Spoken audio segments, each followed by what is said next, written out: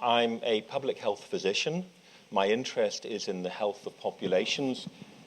And I recognize that, of course, in this area, there are many other perfectly legitimate interests, but the one that I am particularly concerned with is the impact on the health of populations. Now, why should we be concerned about counterfeit medicines from a health perspective? First, people may be taking drugs that actually are ineffective, that don't work. They may believe that they work, and we have examples of people taking drugs they think will cure their cancer, or will treat their hypertension, or will treat an infection, which have no effect whatsoever. That has a consequence in misleading them. It has a consequence because they think that they're adhering to treatment, and then they may get serious consequences and complications of their condition. So there's a clear public health agenda there. The second reason is that they may be taking drugs which are effective, but effective in a completely different way from the one that we intend. And they may, in overdose or in other ways, they may do them significant harm. And again, we have examples of that. People taking drugs to treat angina, for example, that end up causing suppression of the bone marrow, perhaps killing them. So that's a second reason. They may be taking drugs which do them active harm. The third reason from a population health perspective is probably the most important, because the consequences go far beyond the individual patient who is taking the drugs.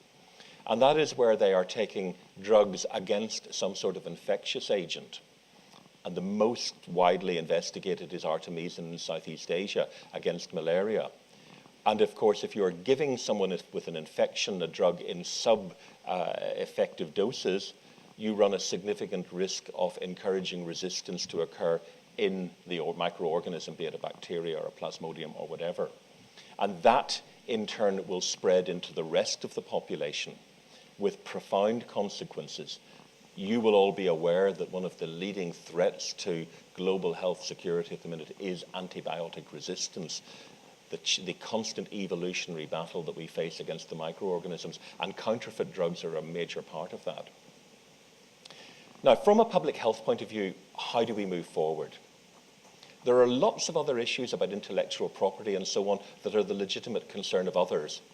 Frankly, they're not a concern to me, but I respect that they are to other people. What I am concerned about is the drugs that either are ineffective or do harm.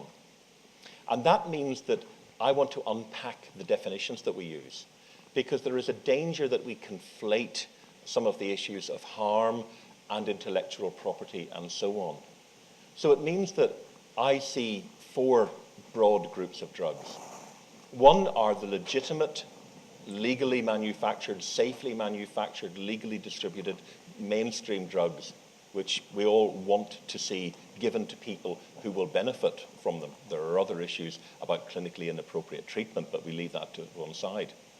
The second are the sets of legitimate drugs that, for one reason or another, perhaps a mistake in the manufacturing process, inadvertent, or perhaps a problem with the storage or delays in distributing them, leaving them beyond their expiry date, but not for any malevolent intention where these drugs are not effective.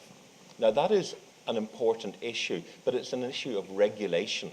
It's an issue which we need to address, but we separate that from the intention. There is no intention to deceive in those cases, although, of course, there's a bit of a blurring, but generally there's not. Thirdly, there are drugs which are legitimately manufactured, but are diverted into other markets, or are stolen, or are repackaged in some way. And these are drugs that work perfectly well. They don't pose a public health threat, but they do pose a threat to the owners of intellectual property. And I respect that there are people, the pharmaceutical industry, who have a concern about that. And I'm glad that they do, but it's not my concern. And the fourth category, which is the greatest concern to me, are those drugs which are deliberately, with intent, manufactured, knowing that they are falsified. And this is where I think the term falsified is helpful here, but where the intention is to produce drugs knowing that they will be ineffective or dangerous. And that's where I think we need to concentrate the action. In terms of how we deal with this, I think we do need a global consensus. But the difficulty is we cannot come up with agreed definitions because there are so many actors, there are governments, there is industry, there is civil society. And in particular, in the British Medical Journal paper that Amira Taran and I and others put together, we worked very hard. I'm coming from academia, I also represent civil society, wearing another hat, to try to get everybody on the same page, but we couldn't. Because there is such a tension in the way that some of the legislation around counterfeit drugs have been used against generic manufacturers, for example, seizure of drugs coming through Europe, which are perfectly effective drugs, but breach some law on copyright or on intellectual property. Now, we do not see that as a core that we should be agreeing on. We're perfectly happy that other people pursue that, but we worry that if we focus on all of these things and make it too broad, we will never get us all on the same page. We argue that we need to move on the drugs that are deliberately falsified. And there we argue that there is a need both to strengthen the national regulation, because ultimately if we can support countries to build their regulatory frameworks and their enforcement, and also to build their criminal investigation capacity, because elsewhere we have argued that organised crime is a much neglected determinant of public health. But we think that there is a strong case for an international treaty with enforcement mechanisms, in the same way that there has been since 1929 for the trade in counterfeit money. That has been governed by international law since then. But once again, from a public health point of view, we fear that money trumps public health.